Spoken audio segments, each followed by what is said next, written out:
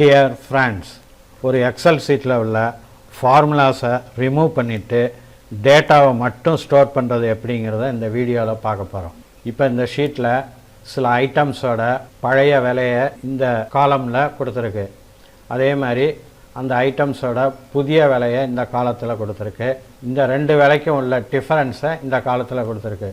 அதாவது எத்தனை ரூபா விலை கூடியிருக்குங்கிற டீட்டெயில்ஸு இந்த காலத்தில் கொடுத்துருக்கு. இந்த காலத்தில் ஃபார்முலா யூஸ் பண்ணி இந்த ப்ரைஸ் டிஃபரன்ஸை கால்குலேட் பண்ணியிருக்கு. இப்போ இந்த செல்லை நான் செலக்ட் பண்ணியிருக்கேன். இங்கே ஃபார்முலா பாரில் பார்த்தீங்கன்னா அதோட ஃபார்முலா தெரியுது.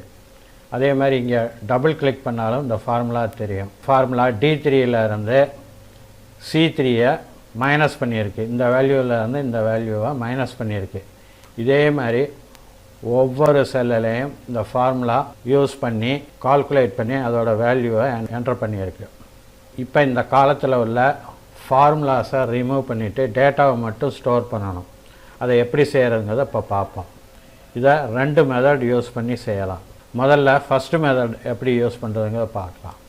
அதுக்கு இந்த செல்ஸில் உள்ள எல்லா டேட்டாவையும் செலக்ட் பண்ணணும். செலக்ட் பண்ணிவிட்டு இதை காப்பி பண்ணணும்.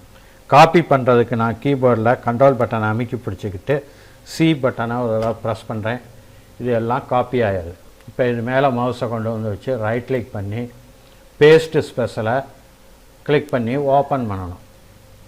இப்போ இந்த பேஸ்ட்டு ஸ்பெஷலுங்கிற டயலாக் பாக்ஸ் ஓப்பன் ஆகிருக்கு.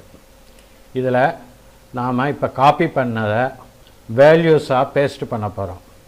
அதுக்கு இங்கே இந்த வேல்யூஸை செலக்ட் பண்ணணும். செலக்ட் பண்ணிவிட்டு ஓகே பட்டனை ப்ரெஸ் பண்ணணும்.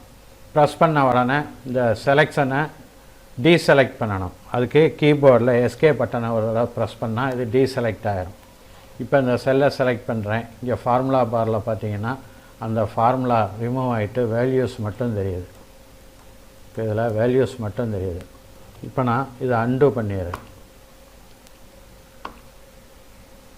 இப்போ மறுபடியும் ஃபார்முலா தெரியுது. இப்போ செகண்ட் மெத்தட் யூஸ் பண்ணி இந்த ஃபார்முலாஸை ரிமூவ் பண்ணுறது எப்படிங்கிறத பார்க்கலாம். அதுக்கு இந்த டேட்டாவை செலக்ட் பண்ணிவிட்டு இங்கே பார்டரில் மவுஸை கொண்டு வந்து வைக்கணும். இப்போ பார்த்தீங்கன்னா இதில் 4 சைடும் ஆரோ மார்க்கு தெரியுது. இந்த இடத்துல மவுஸை வச்சு மவுஸோட ரைட் சைடு உள்ள பட்டனை அமுக்கி பிடிச்சிக்கிட்டு கொஞ்சம் வெளிப்பக்கம் இப்படி இழுக்கணும்.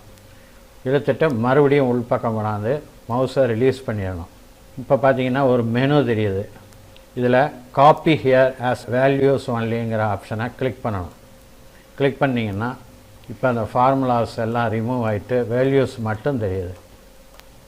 இந்த மாதிரி ரெண்டு மெத்தட்ஸை யூஸ் பண்ணி ரொம்ப ஈஸியாக ஒரு எக்ஸல் சீட்டில் உள்ள ஃபார்முலாஸை ரிமூவ் பண்ணலாம்.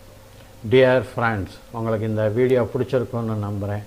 மறக்காமல் இந்த சேனலை சப்ஸ்கிரைப் பண்ணுங்கள், லைக் பண்ணுங்கள், ஷேர் பண்ணுங்கள். நன்றி, வணக்கம்.